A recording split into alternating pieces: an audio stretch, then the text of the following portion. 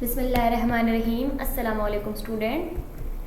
آج ہم 9th class کا اسلامیات الیکٹیو پڑھنے جا رہے ہیں. اس کے اندر ہم نے جو القرآن ہے چیپٹر اس کے شارٹ کوسچن 68 سے 73 یہ پڑھنے ہیں. تو شروع کرتے ہیں ہم. Question number 68. قرآن کریم کو قیامت تک اسلام کا معجزہ قرار دیا گیا ہے, وضاحت کریں. آنسر دیکھتے ہیں اس کا. کیونکہ یہ کتاب فصاحت و بلاغت میں اپنی مثال آپ ہے. اس کا اسلوب بیاں اس قدر دلکش ہے کہ جو اسے سنتا ہے متاثر ہوئے بغیر نہیں رہ سکتا. عرب جن کو اپنی زبان دانی پر ناز تھا اس کی چھوٹی سی صورت کا بھی مقابلہ نہ کر سکے. یعنی کہ یہ ایک ایسی کتاب ہے جسے فصاحت و بلاغت میں اپنی مثال آپ ہے. یعنی کہ اس کے اندر اتنے رموز و اوقاف ہیں, ایسے ایسے راز پوشیدہ ہیں جن کی مثال آپ کو کسی اور دنیا میں کوئی ایسی بک جو ہے وہ اس کی مثالی نہیں ملے گی. اس کا بیان کرنے کا طریقہ اتنا دلکش ہے جو کہ دل کو چھو جاتا ہے. جو بھی اسے ایک دفعہ سنتا ہے وہ اسے متاثر ہوئے بغیر نہیں رہ سکتا.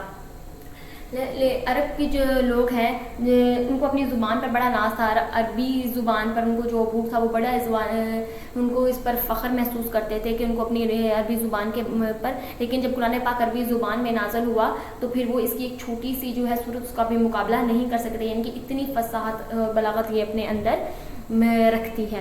سوال نمبر 69 ہے. عبادات میں نماز کو ہر عبادت سے زیادہ اہمیت حاصل ہے, وضاحت کریں.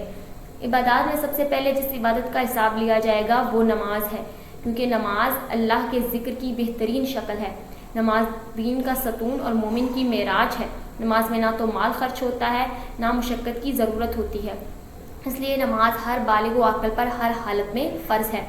ارکان اسلام جو ہیں 5, اس میں ان 5 میں جو نماز ہے صرف ایک ایسی عبادت ہے یہ جو کہ نماز ہے جس میں نہ تو ہمیں کوئی مال خرچ کرنا پڑتا ہے نہ ہی ہمیں محنت اور مشقت کی ضرورت پڑتی ہے اس کے اندر.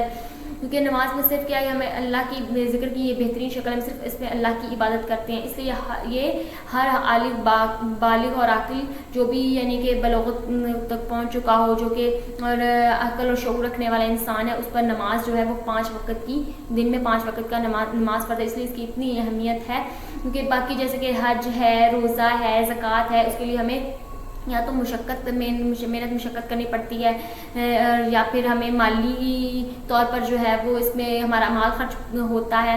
لیکن یہ ایک ایسی عبادت ہے نماز جس میں نہ تو ہماری محنت مشقت لگتی ہے نہ ہی ہمیں کوئی کسی قسم کا مال خرچ کرنا پڑتا ہے. اس لیے عبادات میں سب سے پہلے جو ہے وہ اسی عبادت کا جو ہے وہ حساب لیا جائے گا. نیکسٹ کوسچن کی طرف چلتے ہیں. ہمارا کوسچن نمبر 70 ہے. تزکیہ نفس سے کیا مراد ہے؟ تزکیہ نفس سے مراد لوگوں کے دلوں کو شرک سے پاک کرنا ہے. یعنی کہ اپنے دل کو شرک سے, دنیاوی چیزوں سے, ہر چیز سے پاک اور صاف کر دینا. صرف اللہ تعالیٰ کے بارے میں اللہ کی عبادت کرنا, اس کے احکامات پر چلنا وغیرہ. اللہ کے رسول صلی اللہ علیہ وسلم نے صدیوں سے گمراہ اور بد کردار لوگوں کے دلوں کو کفر و شرک کی گندگی سے پاک کر دیا.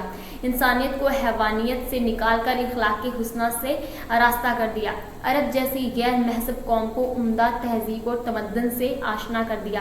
یعنی کہ آپ صلی اللہ علیہ وسلم جب اس دنیا میں آئے اس وقت زمانہ جاہلیت کے دور جاہلیت میں سب جو ہے وہ کیسے ہر گناہ میں پڑے ہوئے تھے. کفر و شرک میں کوئی ایسا گناہ نہیں تھا جو وہ نہیں کرتے تھے. تو آپ صلی اللہ علیہ وسلم نے ان کو جو ہے وہ گناہ کے اندھیروں سے نکال کر جو ہے ہر طرف نور کی روشنی سے آراستہ کیا. ان کی اخلاق کو سنوارا, ایک غیر مہذب قوم کو ایک عمدہ اور مہذب قوم, تہذیب والی قوم بنا دیا. تو اس لیے اس کو کہتے ہیں تزکیہ نفس, یعنی کہ اپنے دل سے جو شرک کو نکال دینا. تو ہمیں اب بھی اپنے جو ہے نفس کا تزکیہ کرنا چاہیے. اپنے دل سے اپنے خواہشات کو, اپنی جو ہے ناجائز خواہشات اور اپنے دوسروں کے لیے جو بغض ہے, غیبت ہے, ایسی چیزوں کو جو اپنے نفس سے دور کرنا چاہیے. ہم اپنے اس طرح سے ہم اپنے آپ کو جو ہے اپنی دنیا اور آخرت دونوں کو سنوار سکتے ہیں. سوال نمبر 71 ہے. وہ کون سی 2 صفات ہیں جن سے قومیں عروج حاصل کرتی ہیں؟ ایک نمبر 1 ہے مخالف قوموں سے مقابلہ کرنے کی قوت. یعنی کہ جو کہ اسلام مخالف قوت ہے ان سے مقابلہ کرنے کی, ان سے لڑنے کی ہمت, طاقت ہمارے اندر ہونی چاہیے. اگر کسی قوم میں ایسی ہے تو وہ قومیں عروج حاصل کریں گی, ان کو بلندی نصیب ہوگی. دوسرا کیا ہے باہمی اتفاق اور اتحاد, جو باہمی رواداری اور محبت سے پیدا ہوتا ہے. یعنی کہ اتفاق اور اتحاد ہونا چاہیے, آپس میں اکٹھے ہو کر ایک جٹ ہو کر جو ہے وہ مقابلہ کرنا چاہیے مشکلوں کا. اور جو اس طرح سے حاصل ہو سکتا ہے کہ آپس میں محبت اور رواداری, ان کے آپس میں پیار اور محبت ہوگا تبھی ہم اتفاق اور اتحاد ان کے مل کر جو ہے وہ اپنے آپ کو آگے لے جا سکیں گے تبھی ہم دوسروں کا مقابلہ کر سکیں گے. ایسی ہی قومیں جو ہے وہ عروج حاصل کرتی ہیں, بلندی پر پہنچتی ہیں. سوال نمبر 72 ہے وعد اخلف کا ترجمہ لکھے. ترجمہ ہے جب وعدہ کرے تو وعدہ خلافی کرے, یعنی کہ یہ منافق کی نشانی بتائی ہوئی ہے. منافق کی یہ ایک نشانی ہے کہ وہ جب بھی وعدہ کرتا ہے تو وہ وعدہ خلافی کرتا ہے, وعدہ توڑ دیتا ہے. نیکسٹ کوشچن ہے سوال نمبر 73 ہے حدیث کی روح سے دانائی کی بنیاد کیا ہے. حدیث کی روح سے دانائی کی بنیاد خوف خدا ہے, یعنی جب ہمارے اندر خوف خدا یعنی خشیت الہی اللہ کا ڈر پیدا ہو جاتا ہے تو پھر جو ہے وہ انسان ہے اپنی زندگی کو سنوار لیتا ہے. اسے پتہ ہے کہ میں نے اللہ کے سامنے جواب دہ ہونا ہے, تو وہ اپنی زندگی کو اللہ کے بتائے ہوئے رستوں پر جو ہے وہ ڈال لیتا ہے. تو یہ دانائی کی بنیاد ہے خوف خدا. جب خوف خدا آ جائے تو انسان اپنی زندگی کو آٹومیٹکلی سدھار لیتا ہے. So thank you student and Allah Hafiz.